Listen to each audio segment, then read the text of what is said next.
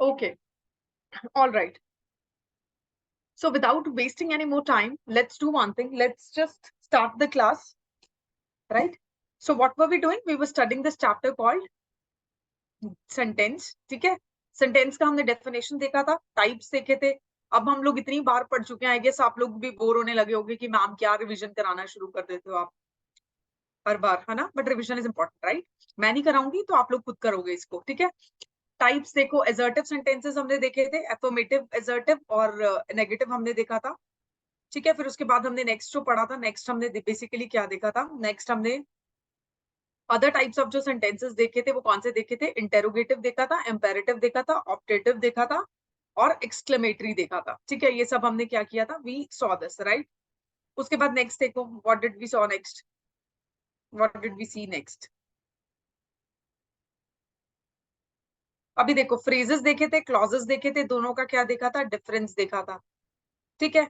उसके बाद ये देखा था कि फ्रेजेस को डिटेल में आपको एक थ्योरेटिकल डेफिनेशन देने के लिए मैंने यहाँ पे ये डिटेल में भी दिया हुआ है, सो दैट जब मैं नहीं पढ़ा रही हूँ या आपके पास जब वीडियो लिंक्स, वैसे तो आपके पास सारे रिकॉर्डेड लेक्चर्स होंगे, right? So you can watch them any time, but still एक टाइम ऐसा आएगा when you will be board of watching all the video lectures and you will be more comfortable in revising the chapter on your own using these notes, ठीक है? So for that time, what I have done is I have, compiled these notes so that you can do your revisions without any confusion and doubts, right?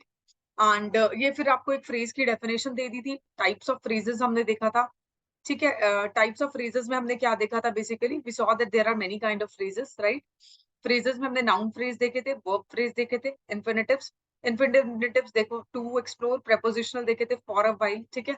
तो इस तरीके के हमने phrases देखे थे, phrases के types जो directly कहीं पे use नहीं होंगे, but then yes, जब भी आप sentence improvement के questions करोगे तो yes, definitely आपको help करेंगे आइडेंटिफाई करने में मिस्टेक्स. अगर preposition की मिस्टेक है आप उसको करेक्ट करोगे, टेंस की मिस्टेक है तो करेक्ट करोगे, ठीक है? अगर सेंटेंस इंप्रूवमेंट में किसी फ्रेज में किसी क्लॉज में मिस्टेक है तो करेक्ट करोगे. आइडेंटिफाई करने में बेसिकली हेल्प करेगा कि सेंटेंस इंप्रूवमेंट जो है उसके जो क्वेश्चंस आ रहे हैं स्पॉट दी एरर करके, ठीक है?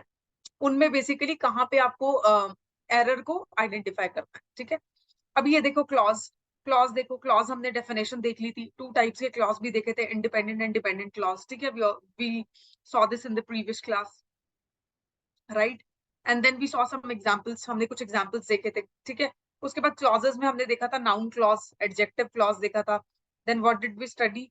एडवर्ब क्लॉज हमने देखा था कि क्लॉजेस के पॉइंट ऑफ व्यू से, क्लॉजेस के पॉइंट ऑफ व्यू से कुछ और टाइप के सेंटेंसेस होते हैं, सिंपल जिनमें वन इंडिपेंडेंट क्लॉज होता है, कंपाउंड जिनमें टू इंडिपेंडेंट क्लॉजेस होते हैं, और ये कैसे ज्वाइंट होते हैं? कॉमा से या सेमी कॉलन से या फिर एंड से. कॉम्प्लेक्स में देखा था वन इंडिपेंडेंट क्लॉज तो होगा ही होगा, प्लस डिपेंडेंट क्लॉज भी साथ में होगा वन, राइट? तो ये आपका कॉम्प्लेक्स सेंटेंस बन रहा था. और कंपाउंड कॉम्प्लेक्स में बेसिकली क्या था? Minimum minimum two independent clauses होने जरूरी हैं plus one dependent clause, and this dependent clause can be more than one also, right?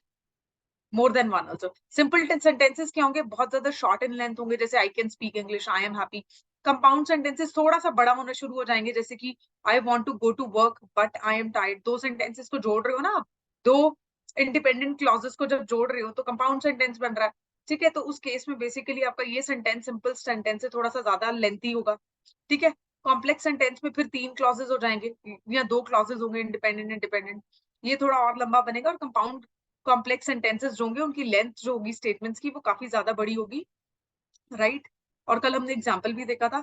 और मैंने आपको ये भी बोला था कि कंपाउंड कॉम्प्लेक्स क्लॉज जो है या सेंटेंसेस जो है ये मैंने आपको अपनी तरफ से करा दिए हैं ताकि आपको इनका कॉन्सेप्ट जो है वो पता हो, ठीक है? कि इसमें दो independent clauses plus two independent clauses plus one dependent clause होगा, राइट? आपको इसका कॉन्सेप्ट जो है वो पता हो, ठीक है?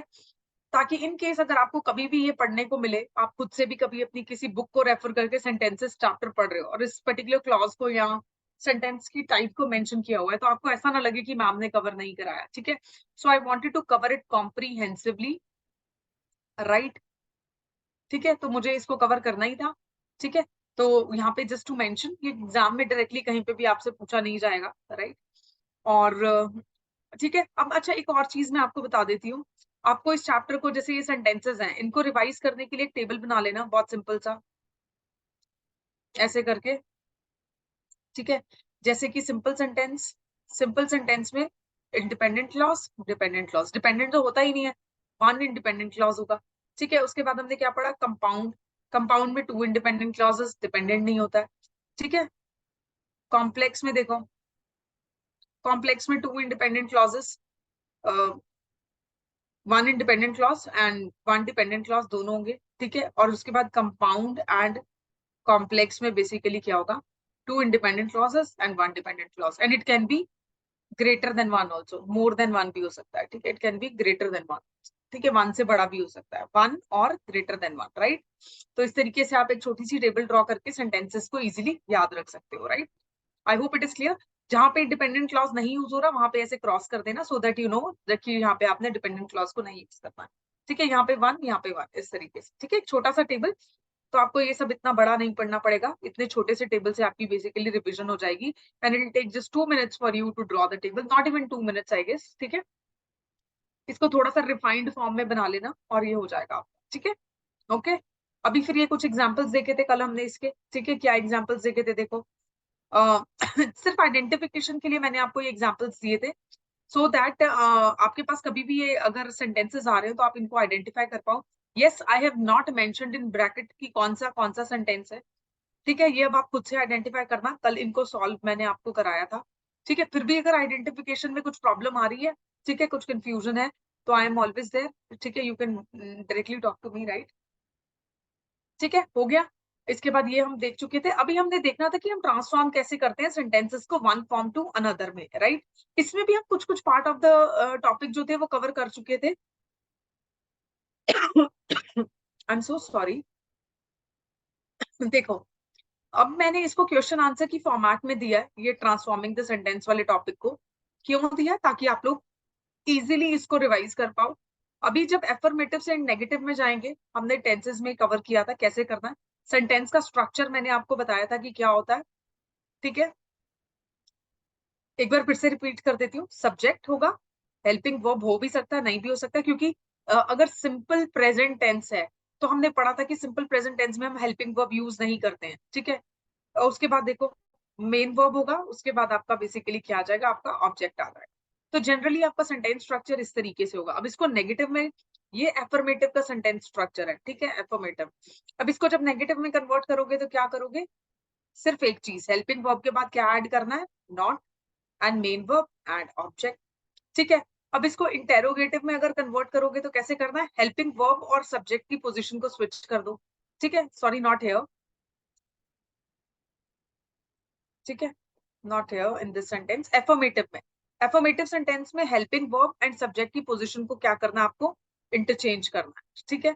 तो helping verb will come at the place of subject and subject will come at the place of helping verb, right. तो क्या बन जाएगा, helping verb plus subject plus main verb plus object and question mark, ये आपका interrogative बन गया।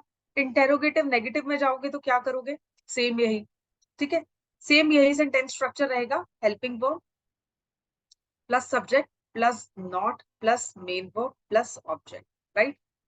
For example, she is writing a letter, अभी देखो, she is writing a letter, ठीक है। सारे तरीके के सेंटेंसेस आपको कन्वर्ट करना सिखा दिए हैं, यही सेंटेंस स्ट्रक्चर रहेगा जो हमने टेंसेस चैप्टर में ऑलरेडी कवर कर लिया है, ठीक है। She is writing a letter, this is affirmative, right. This is what, this is subject, this is what, this is your, let me change the ink, right. This is subject, this is helping verb, this is your main verb and this is what, object, right. अभी इसको negative में करोगे तो क्या करोगे, she is not writing a letter. Interrogative में क्या करोगे तो क्या क्या बनेगा, is she, is she writing a letter,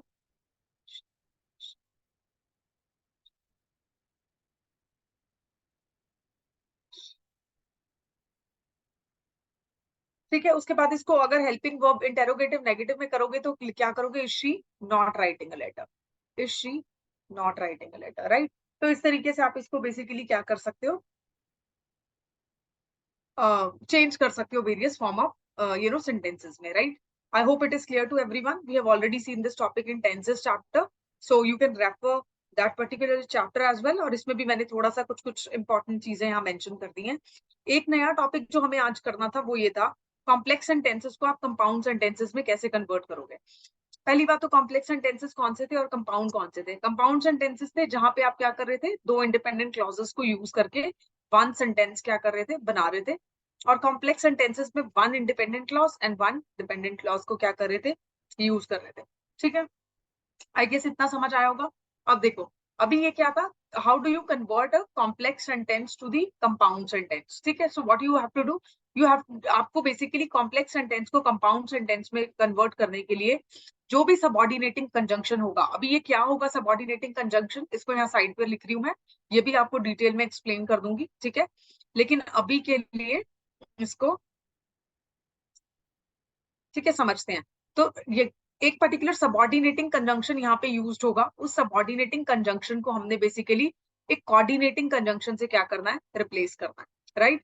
then convert the dependent clause into the independent clause. ये जो डिपेंडेंट क्लॉज होगा उसको फिर हम क्या करेंगे, इसको इंडिपेंडेंट क्लॉज में कन्वर्ट करेंगे, क्योंकि कंपाउंड सेंटेंस में हमें बेसिकली क्या चाहिए होता है, कंपाउंड सेंटेंस में हमें दो इंडिपेंडेंट क्लॉजेस चाहिए होते हैं। कॉम्प्लेक्स में हमारे पास वन इंडिपेंडेंट क्लॉज होगा, वन डिपेंडेंट। यहाँ पे ये जो डिपेंडेंट क्लॉज होगा इसको हमें इंडिपेंडेंट क्लॉज में कन्वर्ट करना पड़ेगा। कैसे कन्वर्ट करेंगे, सबऑर्डिनेटिंग कंजंक्शन को coordinating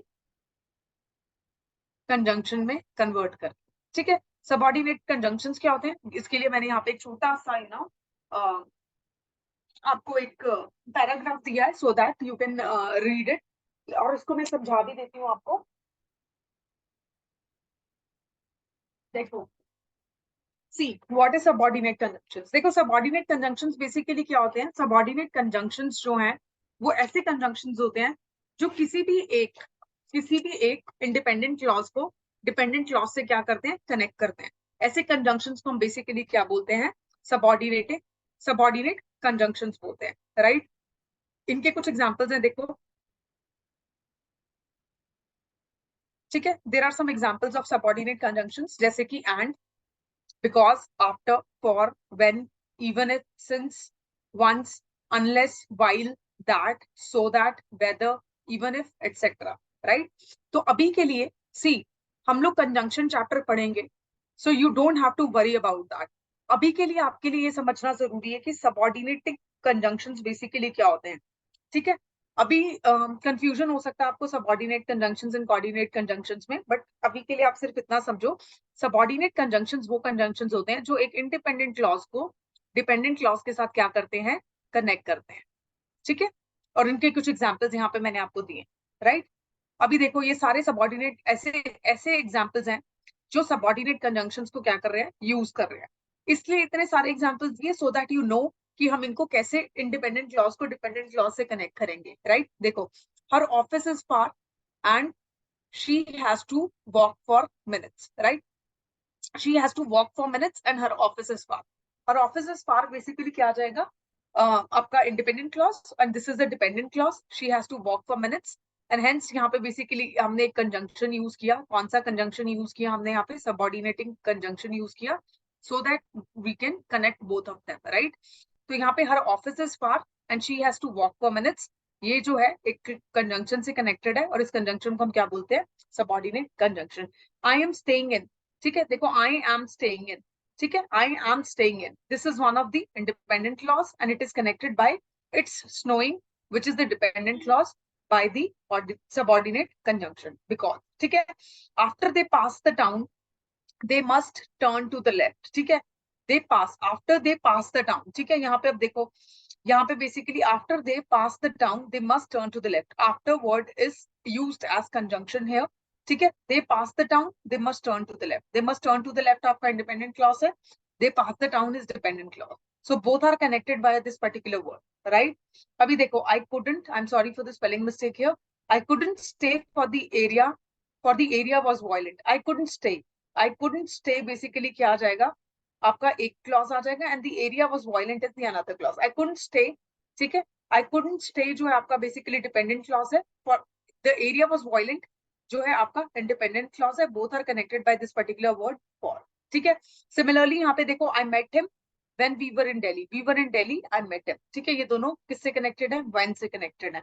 they will not pass the math exam unless they work harder, ठीक है, they will not pass the math exam is independent clause, they work harder is dependent clause, both are connected using this particular conjunction. तो point ये है कि subordinate conjunction basically क्या होगा, एक independent clause को किसी दूसरे डिपेंडेंट क्लॉज से कनेक्ट करने वाला जो वर्ड होगा वो सबऑर्डिनेट कंजंक्शन होगा, right. Did she say anything before she left, अभी बिफोर यहाँ पे जो है आपका कंजंक्शन है. Once you see her you will recognise her, ठीक है, यहाँ पे वंस, ठीक है, देखो यहाँ पे once, right. Even if I fail the exam, even if I fail the exam I will keep preparing, ठीक है. तो यहाँ पे if I fail the exam, I fail the exam,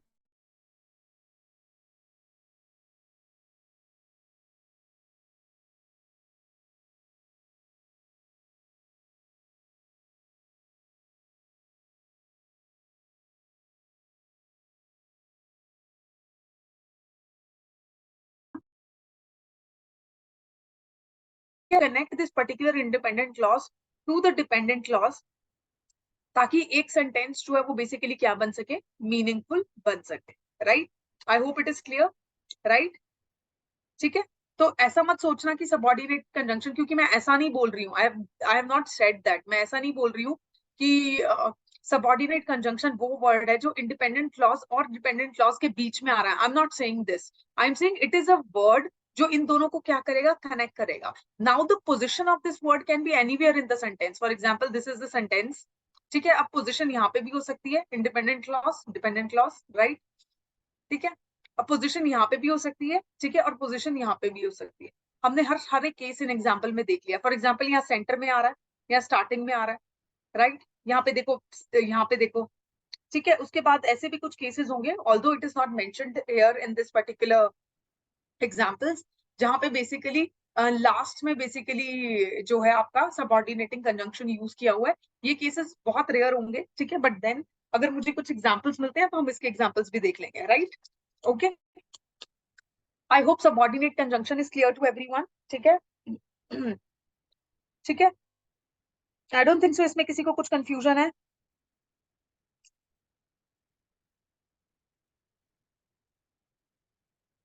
देखो, अब कोऑर्डिनेट कंजंक्शन बेसिकली क्या होता है, ठीक है. सबऑर्डिनेट कंजंक्शन सबको समझ में आ गया होगा, आई जस्ट होप, ठीक है. सिंपल है, इंडिपेंडेंट क्लॉज को डिपेंडेंट क्लॉज से कनेक्ट कर रहा है, ठीक है. अब एक तरीके का कंजंक्शन होता है कोऑर्डिनेट कंजंक्शन, कोऑर्डिनेटिंग कंजंक्शन, ठीक है. अब कोऑर्डिनेटिंग कंजंक्शन क्या होते हैं, पहले तो यही समझ लो, ठीक है. ऑल्दो हम इसको कंजंक्शन चैप्टर में बेसिकली क्या करेंगे, कवर भी करेंगे, ठीक है.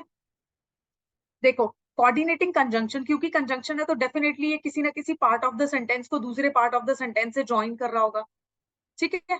ठीक है, अब ये किसको ज्वाइन करता है, ये बेसिकली या तो कुछ वर्ड्स को, या कुछ फ्रेजेस को, या कुछ क्लॉजेस को क्या करेगा, आपस में ज्वाइन करेगा, ठीक है, इन अ सेंटेंस, ठीक है. ओके, तो किसी भी वर्ड्स को, फ्रेजेस को या क्लॉजेस को जो कंजंक्शंस ज्वाइन करते हैं उनको हम बेसिकली क्या बोलते हैं, कोऑर्डिनेटिंग कंजंक्शन बोलते हैं. यहाँ पे ये इंडिपेंडेंट क्लॉज और डिपेंडेंट क्लॉज को क्या कर रहा था, कनेक्ट कर रहा था. सबऑर्डिनेट क्लॉज और कोऑर्डिनेटिंग कंजंक्शन बेसिकली क्या होते हैं, these are those words which connect or join words, phrases and clauses of equal value, ऐसे बोल सकते हैं, ठीक है. और कोऑर्डिनेटिंग कंजंक्शन को याद रखने का एक बड़ा सिंपल सा एक न्यूमोनिक है, ठीक है. वो न्यूमोनिक बेसिकली क्या है, फैन वॉइस. अगर आपको सारे कंजंक्शंस याद नहीं हो रहे हैं, आपको ये याद रखना है कि बहुत सारे, लाइक 1 2 3 4 5 6 7, ठीक है, ये 7 कंजंक्शंस हैं जिनको हम बेसिकली कोऑर्डिनेटिंग कंजंक्शंस बोलते हैं. इसका न्यूमोनिक बेसिकली इस तरीके से प्रिपेयर किया है मैंने खुद याद रखने के लिए, तो आप लोगों को भी सिखा रही हूँ. ये एक वर्ड है फैन बॉयज, ठीक है. अभी बेसिकली क्या होगा, आपको ये वर्ड इजीली याद हो जाएगा और इस वर्ड के थ्रू हम ये 7 के 7 कोऑर्डिनेटिंग कंजंक्शंस को जल्दी से याद कर लेंगे. देखो, what is the word, FAN, fan, BOYS boys, right. ये फैन बॉयज बेसिकली क्या है, just give me a second. ये बेसिकली फैन बॉयज बेसिकली क्या है, this is the coordinating conjunctions, ठीक है. एफ से क्या हो जाएगा, फॉर, ठीक है. ए से क्या हो जाएगा, एंड. एन से क्या हो जाएगा, नॉर. बी से क्या हो जाएगा बट, ओ से क्या हो जाएगा और, वाई से क्या हो जाएगा येट, एस से क्या हो जाएगा सो। तो ये जो वर्ड्स मैंने यहाँ पे मेंशन किए हैं, all these words, these are the examples of coordinating conjunction, and the easy way to remember this is this particular mnemonic that I have mentioned here, fanboys। देखो बहुत सारी चीजें होंगी आप लोगों के पास याद रखने के लिए, तो रिवीजन के बिना तो पहली बात याद होगा नहीं। दूसरा तरीका क्या हो सकता है कि आप ऐसे छोटे छोटे न्यूमोनिक्स बना लो कि कोऑर्डिनेटिंग कंजंक्शन फैन बॉयज के थ्रू आप याद रख सकते हो। ठीक है, तो उस तरीके से इसको याद रख लो। अब जब भी कोऑर्डिनेटिंग कंजंक्शन में आपसे पूछूंगी, आपको कमेंट सेक्शन में ये 7 लिखने की बजाय सिर्फ ये वर्ड क्या करना पड़ेगा, कमेंट करना पड़ेगा, और इतना इजीली याद भी हो गया, राइट। अब जैसे देखो फॉर, कुछ एग्जांपल्स देख लेते हैं। For example, they said, let me just take one new page, हम लोग इसको कवर कर ही लेते हैं अच्छे से, ठीक है, because we are doing it, and let me just start one more page, हम लोग इसको करते हैं, ओके। कुछ एग्जांपल्स देख लेंगे कोऑर्डिनेटिंग कंजंक्शन के, okay. I need to add a new page.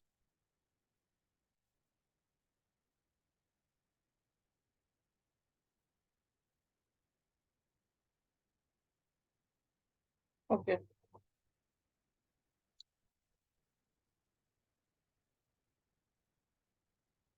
So what were we doing, we were doing this coordinate conjunctions ना। तो और मैंने आपको उसका निमोनिक सिखाया था, तो हम क्या कर रहे थे, कोऑर्डिनेट कंजंक्शंस, ठीक है, अलग से चैप्टर में भी पढ़ेंगे। F A N, fan, B O Y S, boys. F से क्या था फॉर, ए से एंड, एन से नॉर, बी से बट, ओ से और, वाई से येट, एस से सो। ठीक है, ये आपके कुछ एग्जांपल्स थे कोऑर्डिनेटिंग कंजंक्शन से। अब फॉर का देखो एग्जांपल क्या हो सकता है, बहुत सिंपल है। I have to find a job for I am unemployed. ठीक है, I have to find a job for I am unemployed, right. तो यहाँ पे बेसिकली जो फॉर यूज किया इन दोनों को कनेक्ट करने के लिए हमने, यहाँ पे वो बेसिकली आपका क्या था, coordinate conjunction, right. For example एक और एग्जांपल देख लो इसका, they said goodbye, goodbye for they knew it was the time. उनको पता था कि जाने का टाइम हो गया, इसलिए उन्होंने बेसिकली क्या बोला, गुड बाय बोल दिया, ठीक है। They said the goodbye for they knew it was the time, right. तो इस तरीके से आप बेसिकली क्या कर सकते हो, इस तरीके से आप क्या कर सकते हो, फॉर कंजंक्शन को यूज कर सकते हो। It is one of the coordinate conjunction जो कुछ वर्ड्स को या कुछ फ्रेजेस को भी जोड़ने के बेसिकली क्या करता है, काम आता है, या कुछ क्लॉजेस को भी, राइट, कुछ क्लॉजेस को भी जोड़ने के क्या करता है, काम आता है, राइट। उसके बाद देखो नेक्स्ट, एंड का तो कुछ भी हो सकता है, ठीक है। For example, she watched the movie and lost the track of time। she watched the movie and lost the track of time, ठीक है। तो ये बेसिकली दो पर्टिकुलर फ्रेजेस को कनेक्ट कर रहा है, यहाँ ऐसे बोल दो क्लॉजेस को, she watched the movie and ये दूसरा जो आएगा आपका, इसको क्या कर रहा है, कनेक्ट कर रहा है, ठीक है। This is and. अभी नॉर का देख लो, नॉर का क्या एग्जाम्पल होगा, he didn't take a bath nor did he change his clothes। He didn't take a bath nor did he change his clothes, ठीक है। He didn't take a bath, one clause, did he change his clothes are connected by this word nor, right। okay, अभी next देखो, next क्या होगा, but का देख लेते हैं, ठीक है। Social media expands our world, but we should use it wisely। ठीक है, अब यहाँ पे बट देख लो, ठीक है।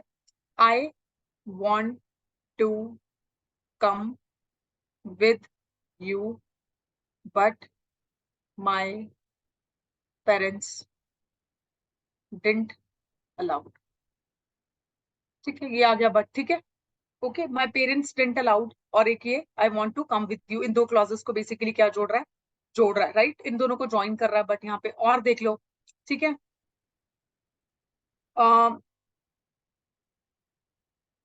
We can go for a movie, अब ये देखो वर्ड्स को भी ज्वाइन कर रहा है यहाँ पे for, right, we can go for a movie, और we can we can go to cafe, ठीक है, अभी ये और यहाँ पे देखो, it is joining one clause with the another, ठीक है, और यहाँ पे फॉर जो है वर्ड्स को भी ज्वाइन कर रहा है, तो ये जो पर्टिकुलर वर्ड्स हैं इनको इनको आप किसी न किसी वर्ड्स को भी जोड़ने के लिए यूज कर सकते हो, ऐसा नहीं है कि क्लॉजेस को ही जोड़ रहे हो, कोई भी वर्ड्स को ज्वाइन करेंगे, ये फ्रेजेस को भी ज्वाइन कर सकते हैं, और किन्हीं भी क्लॉजेस को भी क्या कर सकते हैं, ज्वाइन कर सकते हैं, राइट, अभी येट का एग्जाम्पल देख लो, कुछ भी, the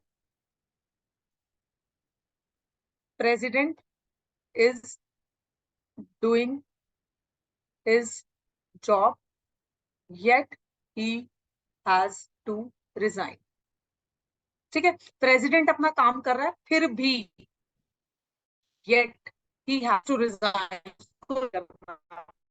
because she gave an easy test, so all of us passed, ठीक है, यहाँ पे सो देखो, ठीक है, it is joining two different clauses, right, okay, तो इस तरीके से आप इन कंजंक्शंस को क्या कर सकते हो, यूज कर सकते हो। कोऑर्डिनेट कंजंक्शंस और सबऑर्डिनेट कंजंक्शंस में डिफरेंस क्या होगा, बहुत ही सिंपल सा डिफरेंस है, देखो, what is the difference between coordinate conjunctions and subordinate conjunctions, होगा,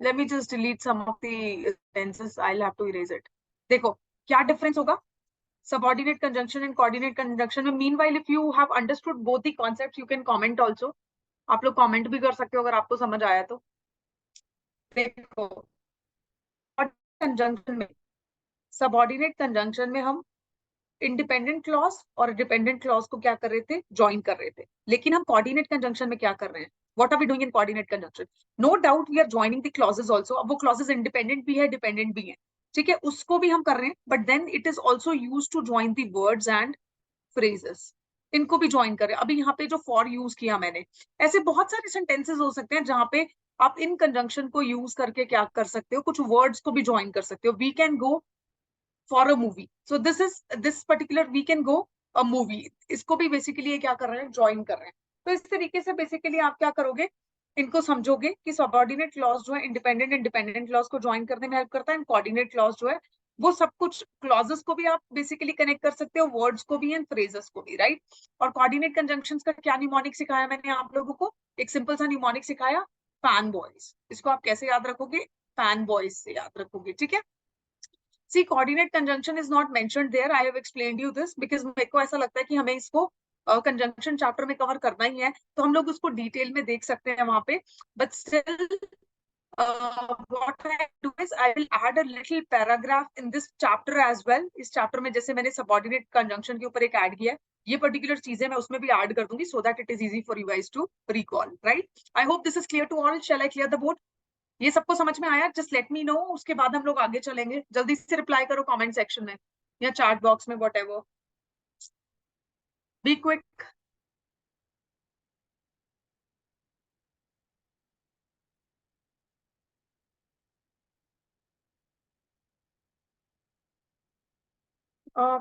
Any confusions? Okay, I got this one message. So I'm expecting बाकी सबको भी समझ आ गया होगा, ठीक है?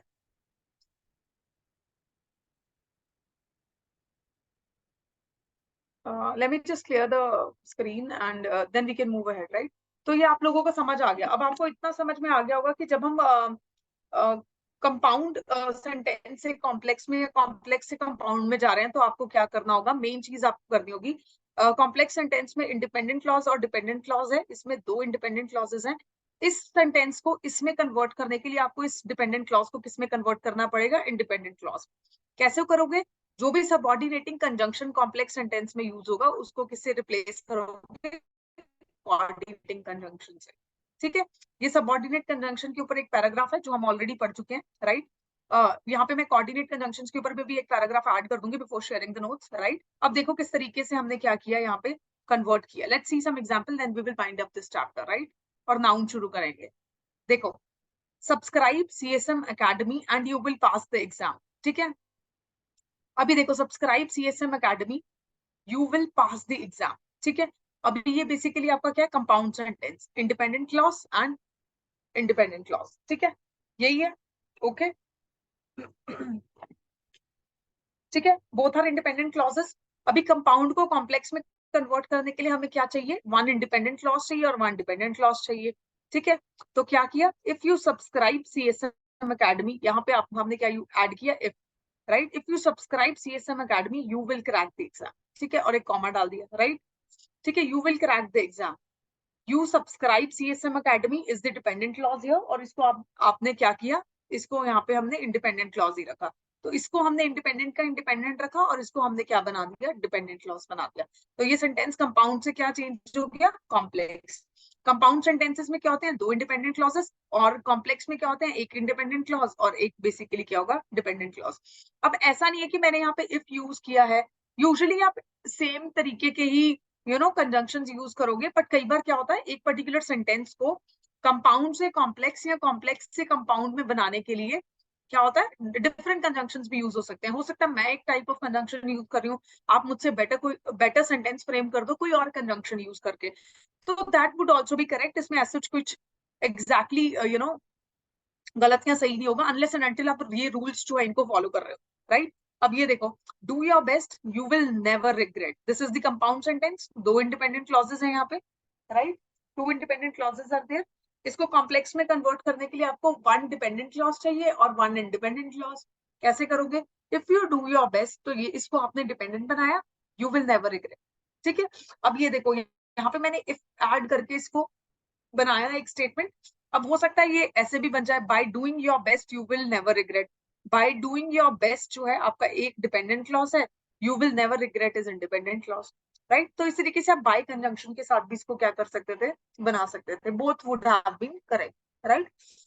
She aimed to win the prize and worked hard, again a compound sentence, right. जहां पे आपका she aim to win the prize is independent clause and worked hard is dependent clause. ठीक है, इसको एंड से हमने कनेक्ट किया हुआ।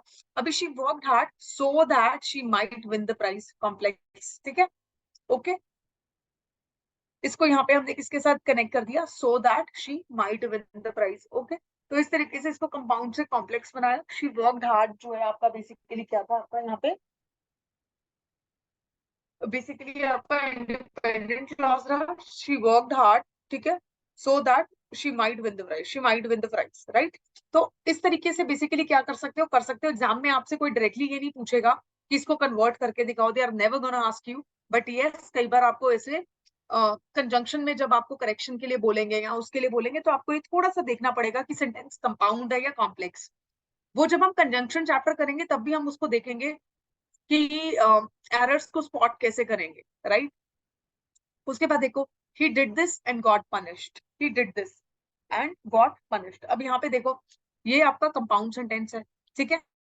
he did this got punished, अभी got punished, ये देखो he got punished because he did this, right। अब देखो, we can prove that he is the best, ये आपका कॉम्प्लेक्स सेंटेंस है, राइट। और इसमें he is the best we can prove, ये आपका क्या बन गया, कंपाउंड सेंटेंस। ठीक है, कंपाउंड सेंटेंस में दो इंडिपेंडेंट क्लॉजेस, बस इतना याद रख लेना, कंपाउंड सेंटेंस में आपको दो इंडिपेंडेंट क्लॉजेस देखने और कॉम्प्लेक्स में क्या देखना है, कॉम्प्लेक्स में बेसिकली क्या देखना है, कॉम्प्लेक्स में आपको वन इंडिपेंडेंट क्लॉज एंड एक डिपेंडेंट क्लॉज देखना है। Putting his hat on he went out, complex sentence है, ठीक है। Putting his hat on is dependent clause and this is he went out is independent clause, right. he put his hat on and went out, ये आपका compound sentence बन गया, ठीक है, okay. इसी तरीके से नेक्स्ट एग्जांपल्स हैं, if you give me the book I will read it, ठीक है, complex sentence. If you give me the book is dependent clause and it is independent, इस डिपेंडेंट को अब ये बेसिकली इंडिपेंडेंट में कन्वर्ट करेगा, क्या करके, कोऑर्डिनेट कंजंक्शन लगा के। You give me the book and I will read it, right, subordinate conjunction, right. He is very poor but does not complain. Complex sentence. He is very poor. Independent clause. Does not complain is dependent clause. अब इसको simple sentence में convert कर रहे हैं. In spite of being poor, he does not complain. Right? तो बहुत ही simple sentence है. He confessed that he was guilty of crime is the complex sentence. And simple में he confessed the crime. Right? Simple could be. Simple में आपको basically देखना क्या होता है. आपको simple sentence में एक ही independent clause चाहिए ना. उसमें कोई conjunction use नहीं हो रहा है. As such, देखो अब यहाँ पे in spite of being poor he does not complain. ठीक है, ये दो clauses use हुए हैं. In spite of being poor he does not complain, although it is one sentence only, right?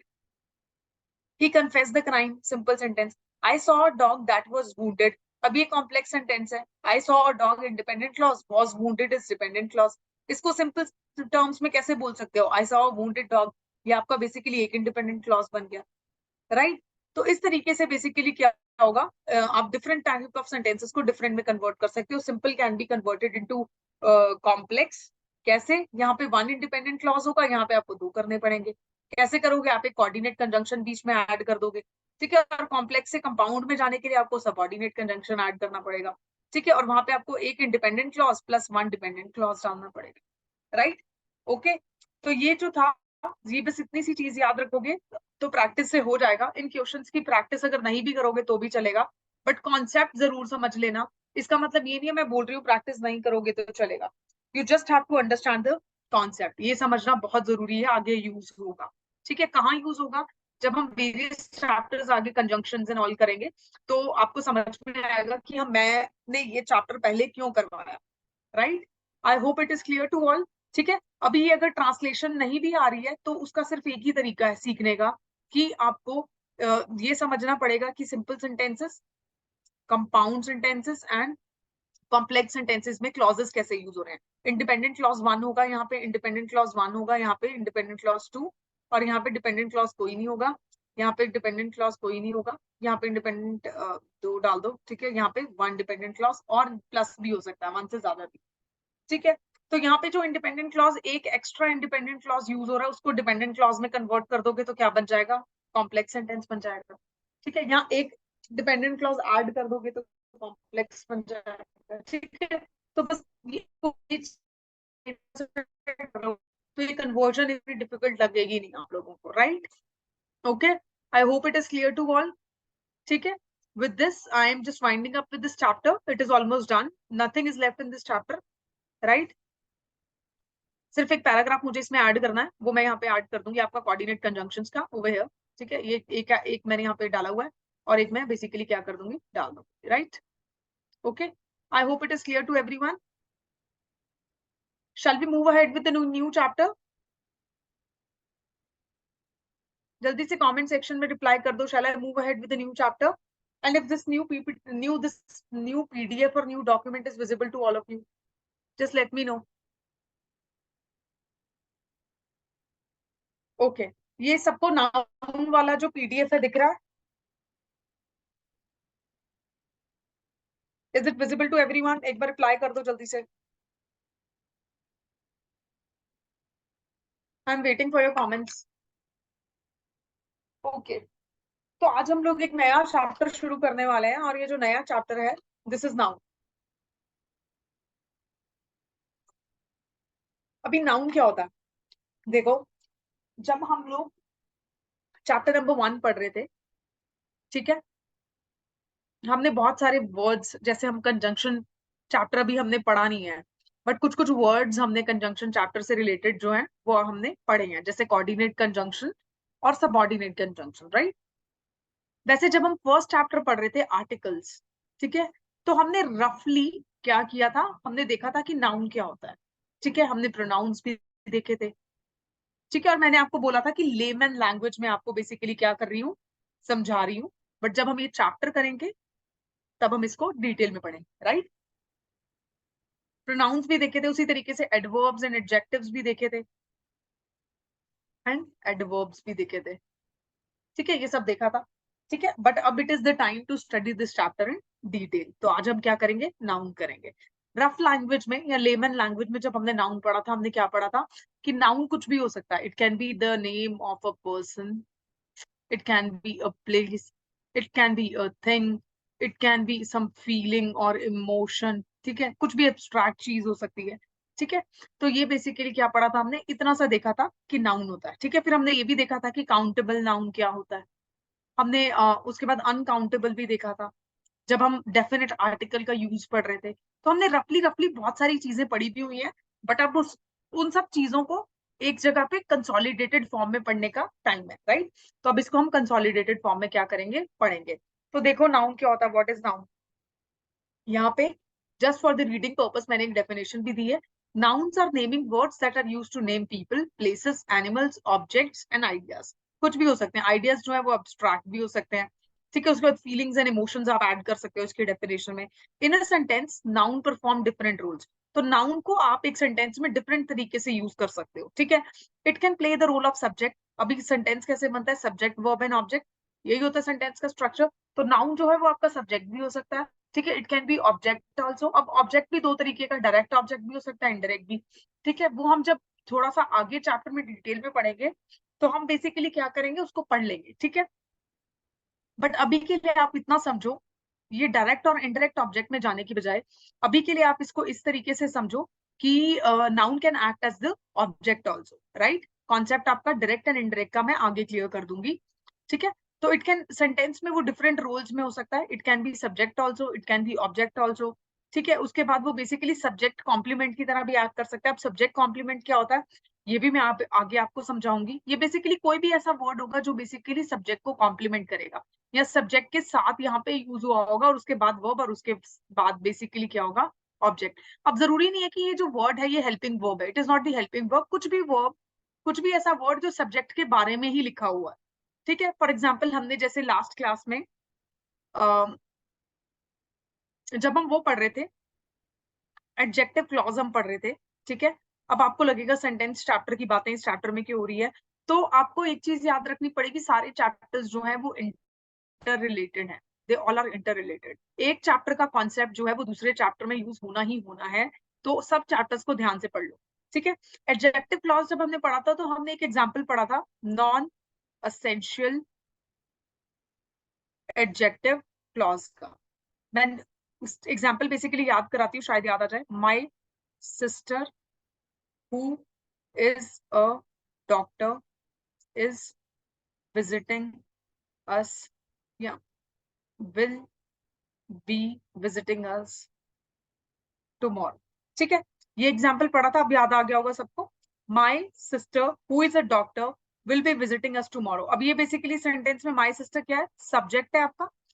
Who is a doctor मैंने बोला था it is a non essential adjective clause, तो यहाँ पे who is a doctor basically क्या कर रहा है, माई सिस्टर को क्या कर रहा है, कॉम्प्लीमेंट कर रहा है। तो this will also be called subject complement, क्योंकि ये सब्जेक्ट के बारे में हमें कुछ ना कुछ एडिशनल इन्फॉर्मेशन दे रहा है, right. Although it is acting as the adjective clause, but this is also giving us the additional information about the subject complement. इसको एडजेक्टिव क्लॉज भी बोल सकते हो, वो भी ठीक रहेगा। इसी तरीके से ऑब्जेक्ट कॉम्प्लीमेंट होता है, कुछ ऐसे वर्ड्स जो आपके ऑब्जेक्ट को बेसिकली क्या करेंगे, असिस्ट करेंगे, राइट। अब पॉजिटिव क्या होता है वो हम आगे देखेंगे। एडजेक्टिव जो है उसकी तरह भी नाउन क्या कर सकता है, एक्ट कर सकता है। तो noun can act as the adjective also. ठीक है, जैसे यहाँ पे ये देखो, ये जो नाउन है who is a doctor, my sister who is a doctor, ये जो है सब्जेक्ट कॉम्प्लीमेंट है, मतलब ये सब्जेक्ट के बारे में हमें कुछ एडिशनल इन्फॉर्मेशन दे रहा है, बट यहाँ पे ये किसकी तरह काम कर रहा है, एडजेक्टिव क्लॉज। कैसा adjective clause, non essential adjective clause. Hence noun can also act as the adjective, right. Noun can also function as adjectives and verbs. तो नाउन जो है वो एक सेंटेंस में वेरियस तरीके से फंक्शन कर सकता है और वेरियस प्लेसेस पे यूज हो सकता है। अब वो सब्जेक्ट हो, चाहे वर्ब हो, चाहे ऑब्जेक्ट हो, या सब्जेक्ट को असिस्ट करने वाले सब्जेक्ट कॉम्प्लीमेंट्स हो, या ऑब्जेक्ट को असिस्ट करने वाले ऑब्जेक्ट कॉम्प्लीमेंट्स हो। आपका वर्ब भी हो सकता है, वो एडजेक्टिव भी हो सकता है। यहाँ पे आप देख ही रहे हो हु इज अ डॉक्टर जो एक एडजेक्टिव क्लॉज है, बट ये बेसिकली नाउन की तरह भी एक्ट कर रहा है। ठीक है,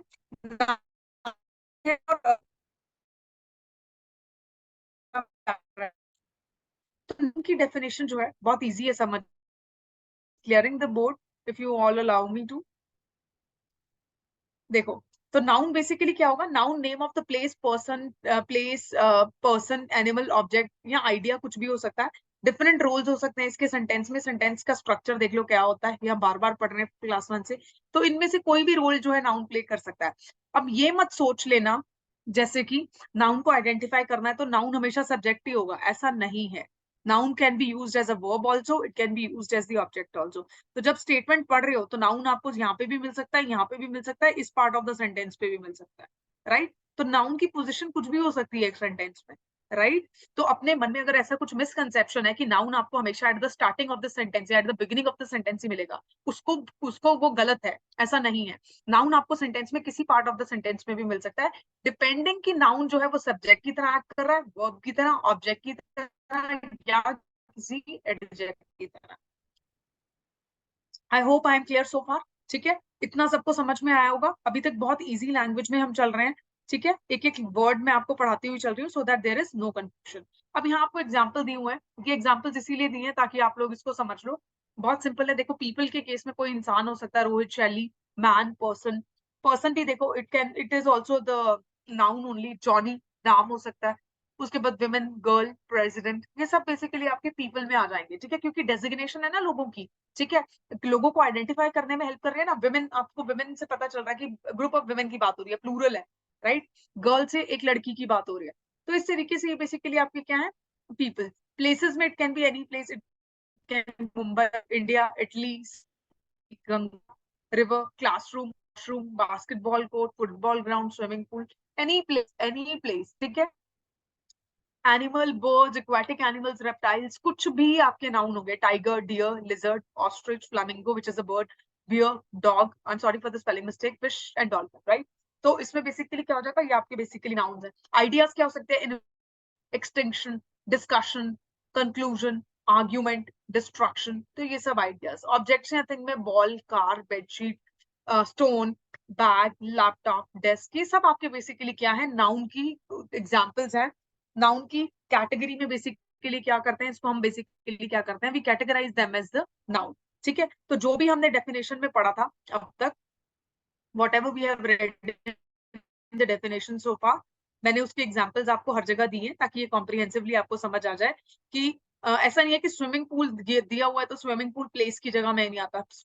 प्लेस का नाम हो सकता है, it can be, you know, it can be name of, जैसे मुंबई, राइट, जैसे Arunachal Pradesh, it is a place, right. तो it is also proper noun. But then ऐसी प्लेसेस भी आपने नाउन की कैटेगरी में क्या की जाती है, रखी जाती है, right. So I have tried to give you examples comprehensively here. I hope ये सबको क्लियर होंगे एग्जांपल्स। ठीक है, इसके साथ अभी मैं नेक्स्ट टॉपिक पे शिफ्ट करती हूँ। अब हम देखेंगे टाइप ऑफ नाउन। ठीक है, नाउन, आई गेस नाउन की डेफिनेशन सबको समझ आ गई होगी, नाउन का एग्जाम्पल्स भी सबको समझ आ गए होंगे। अब देखो टाइप्स ऑफ नाउन। देखो हम लोग सब पढ़ते हैं कि जो टाइप, ट्रैक नाउन, ये नाउन, वो नाउन। ठीक है, अब हम बेसिकली क्या करेंगे, इसको कॉम्प्रिहेंसिवली पढ़ेंगे। ठीक है, तो सबसे पहला नाउन देखो, सबसे पहला नाउन कौन सा है, proper noun. Proper noun basically क्या होता है, it is the name of a particular person और प्लेस। अब जब किसी पर्सन का या प्लेस का नाम आ जाएगा तो उसको क्या बोलेंगे, प्रॉपर नाउन। अब जैसे Ram is a name, for example Shyam is a name, for example Delhi is a name, for example James is a name. ठीक है, तो इस तरीके से बेसिकली क्या है, फॉर एग्जाम्पल कुछ भी नाम, आपके अपने नाम, कुछ भी, it can be name of the place, for example Arunachal प्रदेश।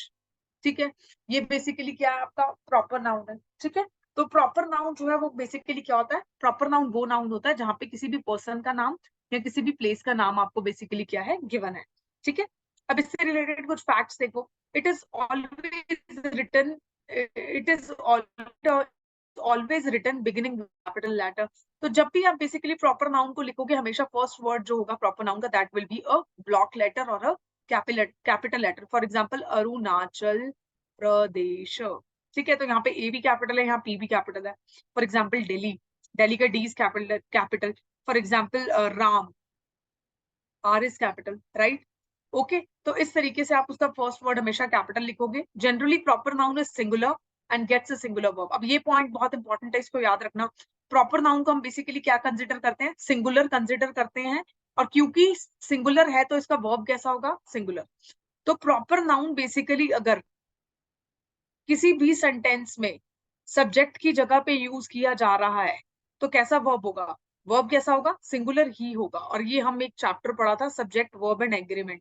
उस चैप्टर में हम पढ़ चुके हैं कि जो वर्ब है वो किसके ऊपर डिपेंड करता है, आपके सब्जेक्ट के ऊपर। अगर सब्जेक्ट सिंगुलर है तो वर्ब भी सिंगुलर होगा, अगर प्लूरल है तो वर्ब भी प्लूरल होगा, राइट? तो यहाँ पे बेसिकली प्रॉपर नाउन को हम क्या कंसिडर कर रहे हैं? सिंगुलर कंसिडर कर रहे हैं, इसलिए इसके साथ वर्ब कैसा लगेगा? Singular. Generally article doesn't come before it, हम आर्टिकल्स जो है वो बेसिकली प्रॉपर नाउन के साथ यूज नहीं करते हैं। अभी क्या होगा? द अरुणाचल प्रदेश, ठीक है, ठीक है, जनरली उसने बोला, ऐसा नहीं है कि हमेशा नहीं यूज करोगे, कुछ केसेस में यूज भी हो सकते हैं, जैसे कि हमने आर्टिकल चैप्टर में पढ़ा था, refer that chapter for this, right? तो generally article doesn't come before it, ठीक है। उसके बाद यहाँ मैंने कुछ एग्जांपल्स दिए। India is a secular country, see the name is in isn't in capital, right? Hence this is a wrong statement. India is a secular country, ठीक है। India are a secular country, अभी यहाँ पे helping verb कैसा है? Plural, but India जो है वो है, ठीक है। और कैसा नाम है? प्रॉपर नाम है, प्रॉपर नाउन है, सॉरी, ठीक है। हेंस उसको हम क्या कंसिडर करेंगे? सिंगुलर। तो यहाँ पे जो हेल्पिंग वर्ब आना था, क्या आना था? सिंगुलर आना था।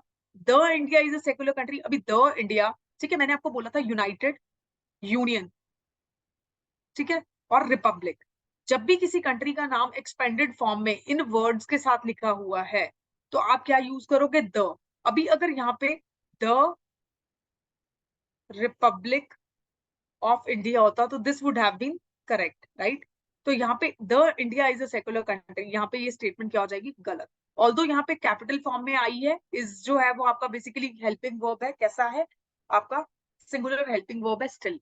अब करेक्ट स्टेटमेंट बेसिकली क्या होगी? India is a secular country, India जो है वो proper noun, I capital, is जो है हेल्पिंग वर्ब कैसा है? Singular, right? Because proper noun को हम क्या मानते हैं? Singular, and hence the verb to be used with the proper noun is always a singular verb, right? Okay, तो आप हमेशा प्रॉपर नाउन के साथ क्या करोगे? सिंगुलर वर्ब को क्या करोगे? यूज करोगे, राइट? देखो, तो ये कुछ फैक्ट्स हैं प्रॉपर नाउन के बारे में जिसको आपको याद रखना है। यहाँ पे मैंने वेरियस एग्जांपल्स के साथ बताया कि क्यों ये गलत है, तीनों स्टेटमेंट्स, और ये क्यों सही है, राइट? ठीक है, I hope it is clear. If a place name denotes a team, देखो अब ये भी हमने किया था, जब भी हम किसी प्लेस का नाम इंडिया किसी भी गेम्स या स्पोर्ट्स की टीम के कंटेक्स्ट में यूज करते हैं तो हम कौन सा आर्टिकल यूज करते हैं? द। ये भी हमने आर्टिकल चैप्टर में पढ़ा, ठीक है। अब शायद आपको ये चीज पता चल रही होगी कि मैं क्यों बोलती हूँ कि वन चैप्टर की knowledge is always used in the other chapter. अब यहाँ पे सारे कॉन्सेप्ट जो है वो इंटर रिलेटेड है। अब आर्टिकल चैप्टर को अगर आप लोगों ने अच्छे से रिवाइज किया होगा जैसे मैंने बताया था, तो आपको ये सब चीजें जो है वो याद आ रही होंगी, ये सब रूल्स जो हमने पढ़े थे, ठीक है।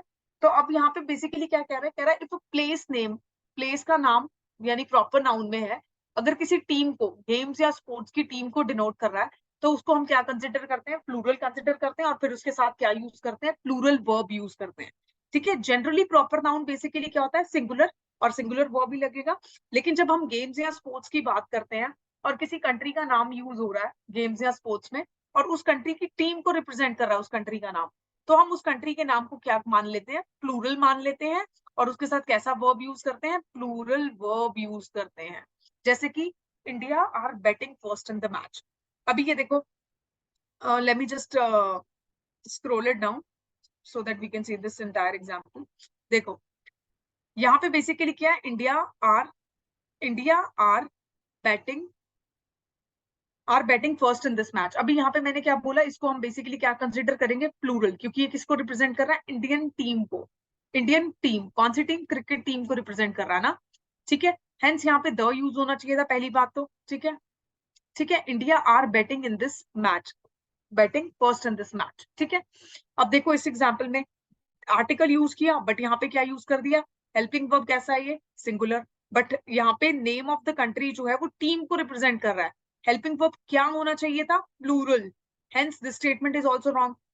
India, the India are batting first in this match, अब ये बिल्कुल करेक्ट एग्जाम्पल होगा। आर्टिकल भी आपने यूज किया इंडिया के साथ, because India here is representing the Indian cricket team, and यहाँ पे बेसिकली आर यूज किया। इंडियन क्रिकेट टीम को अगर इंडिया रिप्रेजेंट कर रहा है, इंडिया वर्ड यहाँ पे, तो इसको कैसे कंसिडर करना है आपने? प्लूरल नाउन के तरह इसको कंसिडर करना है, और ये क्या लेगा? प्लूरल वर्ब लेगा। हेंस यहाँ पे हेल्पिंग वर्ब कैसा यूज हुआ? Plural, batting first in this match, hence this is the correct state, right? तो ये बहुत छोटे छोटे रूल्स हैं नाउन्स के, कि नाउन के साथ कैसा हेल्पिंग वर्ब ले रहे हो, ठीक है। सब्जेक्ट जो है वो कैसे हेल्पिंग वर्ब को इम्पैक्ट कर रहा है, ये हम ऑलरेडी चैप्टर में देख चुके हैं, ठीक है। Still I have mentioned these little little things here in this chapter so that you people are not confused. तो इस चैप्टर को रिवाइज कर लेना ये नाउन वाला चैप्टर पढ़ने से पहले, ठीक है, okay. I hope it is clear. ठीक है. Generally a study subject proper noun is singular and gets a singular verb. अभी कोई सब्जेक्ट के बारे में अगर सेंटेंस बात कर रहा है, देखो थर्ड चीज क्या है प्रॉपर नाउन्स के बारे में. प्रॉपर नाउन के बारे में थर्ड चीज जो यहाँ पे गिवन है दैट इज कि अगर किसी सब्जेक्ट के बारे में, जो हम सब्जेक्ट्स पढ़ते हैं, English, Hindi, maths, physics, biology, anthropology, geography, जो भी सब्जेक्ट्स राइट हम पढ़ते हैं, ठीक है, तो वो सब्जेक्ट्स के नाम भी तो प्रॉपर नाउन होंगे. जनरली उनको हम सिंगुलर मानते हैं और उनके साथ हम क्या लगाते हैं, सिंगुलर वर्ब. जैसे कि physics are a difficult subject is wrong statement, क्योंकि फिजिक्स क्या है, सिंगुलर है, हेंस यहाँ पे क्या होना चाहिए था, singular helping verb. Physics is a difficult subject, यहाँ पे हेल्पिंग वर्ब इज लगा के हमने स्टेटमेंट को क्या किया, करेक्ट किया. कोई भी सब्जेक्ट का नाम जो होगा प्रॉपर नाउन वो सिंगुलर होगा, इस चीज को आप याद रखोगे. ठीक है. अगर स्टडी का subject proper noun is possessed by anyone, it becomes plural. मतलब अगर इंग्लिश मैं आपको पढ़ा रही हूँ, इंग्लिश बाय अवनीत या इंग्लिश ऑफ अवनीत, ठीक है, तब इस केस में आप इस सब्जेक्ट के नाम को क्या कर लोगे, प्लूरल कंसिडर करोगे. वरना इंग्लिश के साथ आप हमेशा इज यूज करोगे, ये सिंगुलर ही रहेगा. लेकिन जब पढ़ाने वाले का नाम जुड़ जाएगा तो वो क्या हो जाएगा, प्लूरल. हेंस उसके साथ वर्ब कैसा यूज होगा, फिर प्लूरल. ठीक है. आई होप ये दोनों का डिफरेंस करे सबको. सब्जेक्ट को अगर अकेला स्टेटमेंट में यूज कर रहे हो और उसको पढ़ाने वाले का नाम नहीं है, तो इसमें बेसिकली सब्जेक्ट को बेसिकली क्या करोगे आप, सिंगुलर कंसिडर करोगे और उसके साथ कैसा वर्ब यूज करोगे, सिंगुलर ही वर्ब बेसिकली क्या करोगे, यूज करोगे. लेकिन सब्जेक्ट कोई भी पढ़ रहे हैं जिस सब्जेक्ट को हम, ठीक है, उसका नाम के साथ अगर उसके टीचर का नाम भी मेंशन्ड है, पढ़ाने वाले का नाम भी मेंशन्ड है, तो उसको बेसिकली क्या कंसिडर करोगे, प्लूरल कंसिडर करोगे. और उसके साथ कैसा वर्ब यूज करोगे, प्लूरल ही वर्ब यूज करोगे. ठीक है. देखो, और आर्टिकल, और उसके साथ आर्टिकल कैसा यूज करोगे, फिर सब्जेक्ट के नाम के साथ द. ठीक है. जैसे कि हमने आर्टिकल चैप्टर में पढ़ा था कि जब भी हम कोई बुक पढ़ते हैं तो यूजुअली बुक्स के नाम के साथ हम बेसिकली क्या करते हैं, व्हाट डू वी डू, जब ऑथर का नाम होता है तो we do not use any article, और जब हम बुक का नाम वैसे पढ़ते हैं होली स्क्रिप्चर्स का, तो द बाइबल यूज करेंगे. ठीक है. लेकिन अगर ऑथर का नाम है फॉर एग्जाम्पल वाल्मीकि रामायण, अभी इसके साथ द यूज नहीं होगा. ठीक है. ओके. तो यही मैं आपको बताने की कोशिश कर रही हूँ. ठीक है. यहाँ पे देखो, ये एग्जाम्पल देखो, ये मैंने यहाँ पे मेंशन भी किया हुआ है नोट में. The physics of H C. Verma is very difficult, यहाँ पे इज यूज हुआ, हेंस ये स्टेटमेंट गलत है.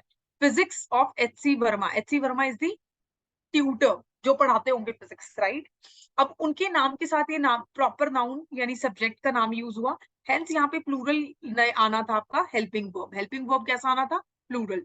ठीक है. Physics of H C. Verma are very difficult, अभी यहाँ पे प्लूरल तो कर दिया, but where is the article here, article is not mentioned, hence ये भी गलत है.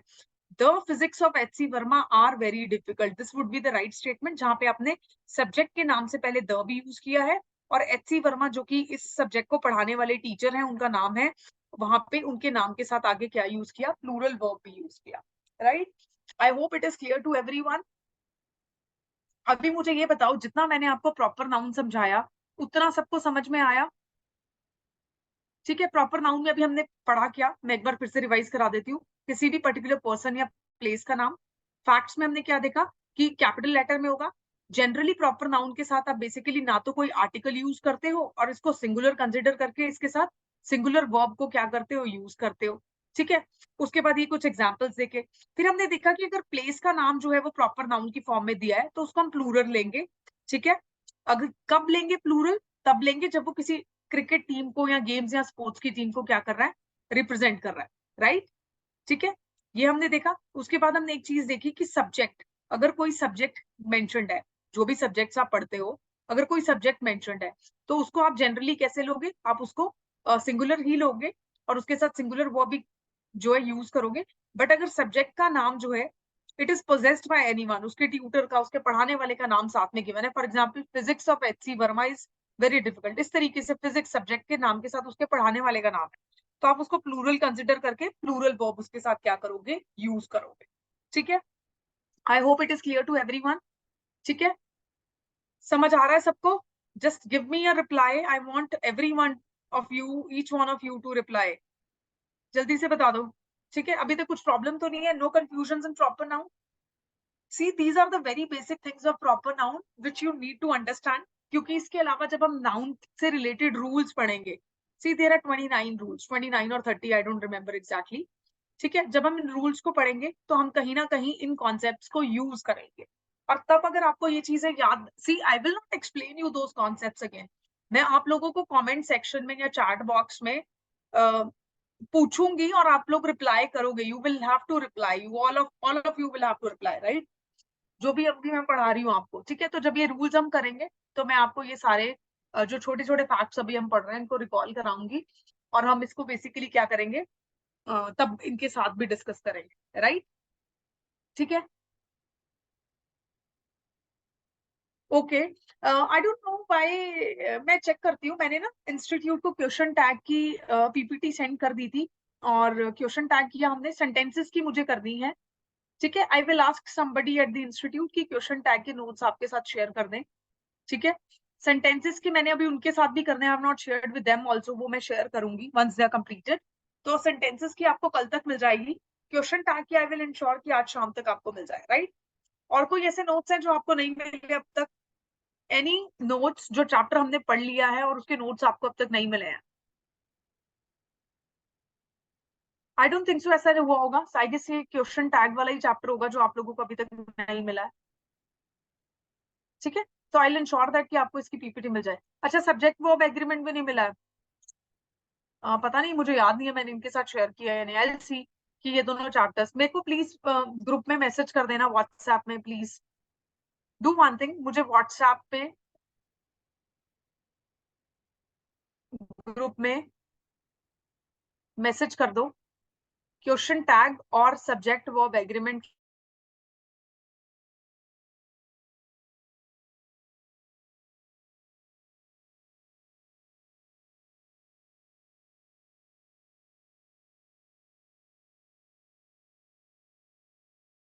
मेक श्योर कि आपको आज शाम तक, कल आफ्टरनून तक आपको मिल जाए, राइट? ओके. सेंटेंसेस का just give me a day, कल या परसों. परसों इट इज वेडनेसडे, परसों इट इज थर्सडे. कल वेडनेसडे है और परसों इट इज थर्सडे. थर्सडे तक I will provide you the notes of sentences also, right? One word substitution, idioms and phrases, ठीक है, प्रोवर्ब्स, इन सब के भी प्रोवाइड कराने. I am working on that. ये भी मैं आपको प्रोवाइड करा दूंगी इस वीक में, ठीक है. Antonyms and synonyms I hope सबको मिल गए होंगे, ठीक है. वो मैं ऑलरेडी करा चुकी हूँ, और ये जो है वो आपको दे देंगे, ठीक है. और कुछ इश्यूज हैं और कुछ प्रॉब्लम्स हैं तो बता दो जल्दी से. Then I will wind up the class because it is already 6:12. You have the another class as well. चलिए, फिर अगर कुछ कंफ्यूजन्स नहीं है, I will see you in tomorrow's class and we will continue with this chapter only, right? Okay.